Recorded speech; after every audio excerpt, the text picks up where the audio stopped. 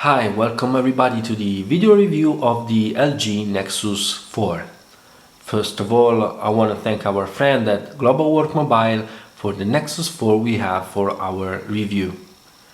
Well, let's just do a quick recap of the hardware specs of this device. We have inside Qualcomm APQ8064 S4 Pro CPU, which has a Crate architecture and it's clocked at 1.5 GHz. We have an Adreno 320 GPU. We have 2 GB of internal RAM. And we have two different sites, 8 or 16 GB of internal non-expandable storage. This one is the 16 GB version. Then we have a beautiful 4.7 inches True HD Plus display, which is up to 2 times more visible under direct sunlight in respect of a Super AMOLED screen, as well as it can save up to 16% while showing white on screen in respect, once more, to a Super AMOLED display. The resolution of this True HD Plus is 1280 for 768. Well, I want to underline it, it's 768, not 720. We have 48 more pixels on the x-axis. Well, what does this mean? If you give a look at the bezel here, it's really thin one. It's much thinner than many others mobile devices I had. And this is quite like having a full screen on the device, and it's a pleasure, I mean, using it this way. Well, then we have 8 megapixel backside illuminated sensor with flash LED. The lens is f2.4 aperture size. Then we have 1.3 megapixel front facing camera. The weight of the device is 129 grams. And the battery inside is 2100 mAh. Well, now that we spoke about the hardware specs, let's just see what's the software inside the Nexus 4. Well, we have here Jelly Bean in version 4.2. What does this mean? We have some new feature with the 4.2. The first one is indeed in the lock screen. I already shown it during the Nexus 7 review, but let's just see once more what we have here new. So the clock right now is no more only clock, it's maybe more widget. If we just touch the clock and unlock the device, we get directly into the new Jelly Bean 4.2 clock. Finally, this new clock app has both the chronograph and the countdown. So this is really useful for a geek like me that used to cook eggs, for instance, using the mobile device. Apart from this joke, it's a very nice update for the clock app. Then we have some new widget like this one for the clock. And we have the new lock screen with the possibility of adding more widget like this. This is a Twitter. Then we have a calendar, and we have, for instance, messages, SMS. And here we can add new widget. Nowadays there are not so many apps that can add a widget to the lock screen, but they are growing every day more.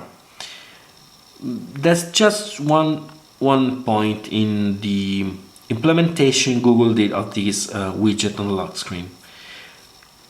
Although you start interacting with the widget, like the one for instance of Twitter, here we go. Although you're scrolling down your timeline or up or whatever you're doing with this widget, the timeout of the screen remains the same. I mean, if you set 30 seconds of timeout for the screen, the phone doesn't care if you are interacting with the widget on the lock screen, after exactly 30 seconds, the screen turns off. Did you see the screen just got dimmer, and in a few seconds, you see it, although I was interacting with the widget, the screen just turned off.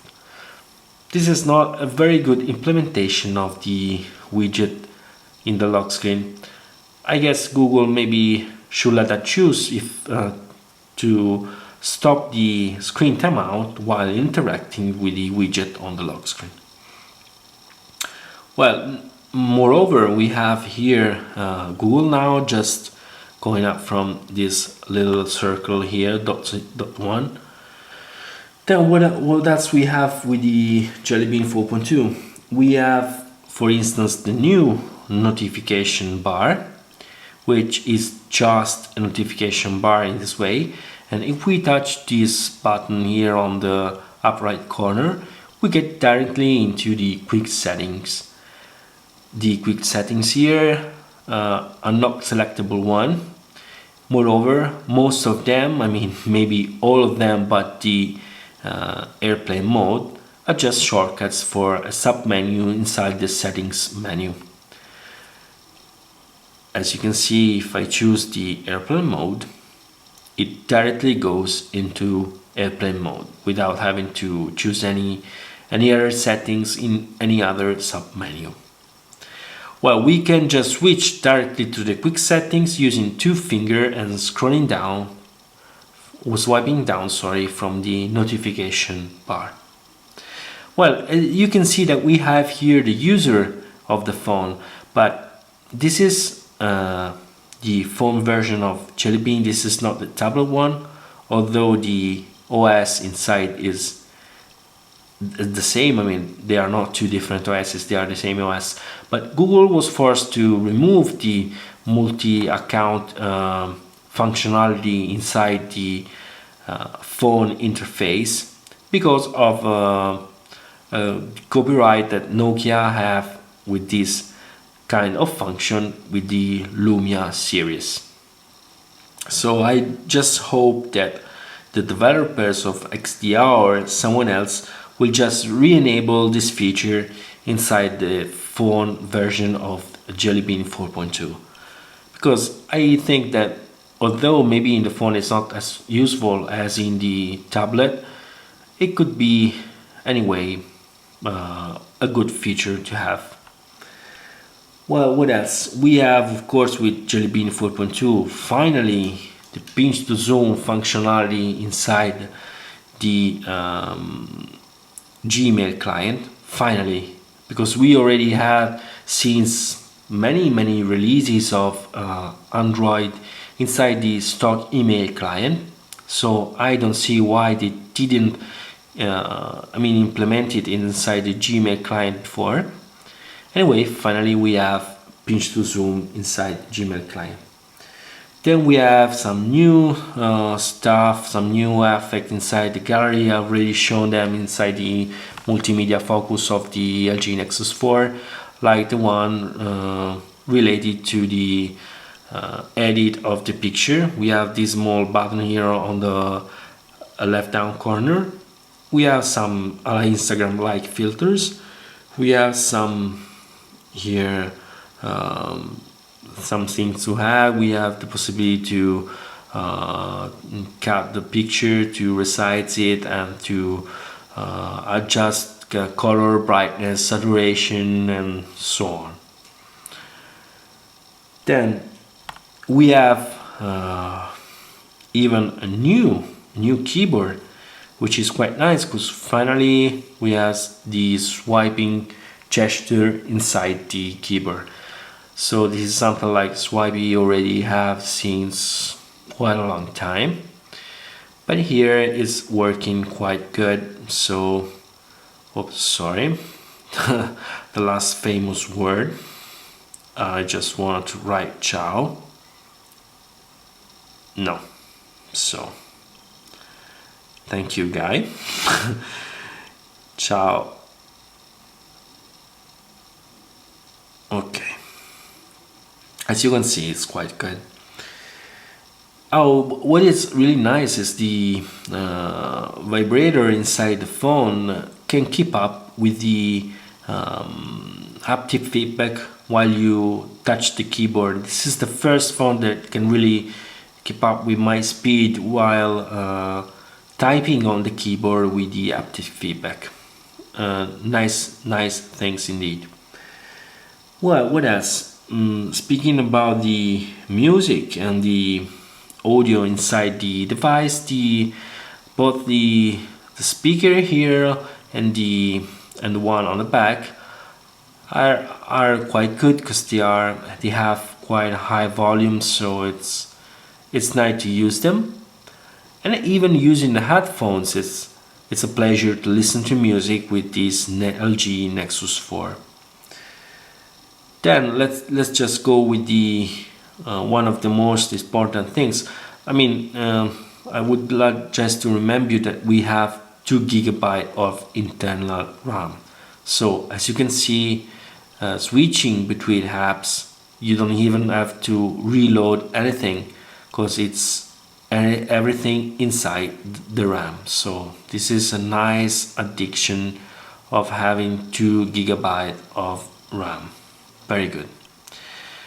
Well, as I was telling you that another thing's really interesting is the browser. I do remind you that inside Jelly Bean we just have Chrome as a stock browser. We don't have anymore the old stock browser. In my opinion, this is really a pity because the old stock browser was maybe the best one for the Android platform up to days. Anyway, Chrome with the LG Nexus 4 are really starting to show some, new updates for concern speeds and smoothness. So this is one of the heaviest Italian newspaper site, and as you can see, the scrolling is really fast and it's smooth. Although as you can see, if we go too fast, some part of the page are not rendered, as you can see. Anyway, if you just compare the scrolling speed of LG Nexus 4 with Chrome, even with the new Nexus 7 with Jelly Bean 4.2 and Chrome, you will see that only with the LG Nexus 4 the speed of Chrome has really become something really quite acceptable. Well, you can use, if you don't like Chrome, I mean Chrome doesn't have the possibility to add Flash, you can even use Firefox. Firefox is not that bad too with the Jelly Bean 4.2, and it does even have the possibility to switch to full screen. Firefox it's very nice, it's a speedy, it's smooth while scrolling, as you can see. Although we have the same problem that we have in Chrome, that if we scroll too fast the page, some part of the page are not rendered. I mean, the page is still loading. Moreover, pinch to zoom capabilities of Firefox is really great. As you can see, it's so fast that it's a pleasure. I mean, even Chrome, it's fast in pinch to zooming like this. Maybe it's just a little bit less fast than Firefox. Well, I guess we covered almost every interesting part of this device, so we just can draw a line and see pro and cons. Speaking about the Pro, one of the first things that comes into my mind is this beautiful, really beautiful 4.7 True HD Plus display. What do I like? I like the fact that it's a little bit wider. It's like having a full screen phone here. I like the fact that having less gap between the glass and the panel, the display really pop-ups, and it's really good to use it. It's it has a very good PPI with 320, and although anyway, I mean the colors, the saturation of the colors is not quite as good as the new ISO display from Sharp that we can find inside Pad Phone 2, for instance.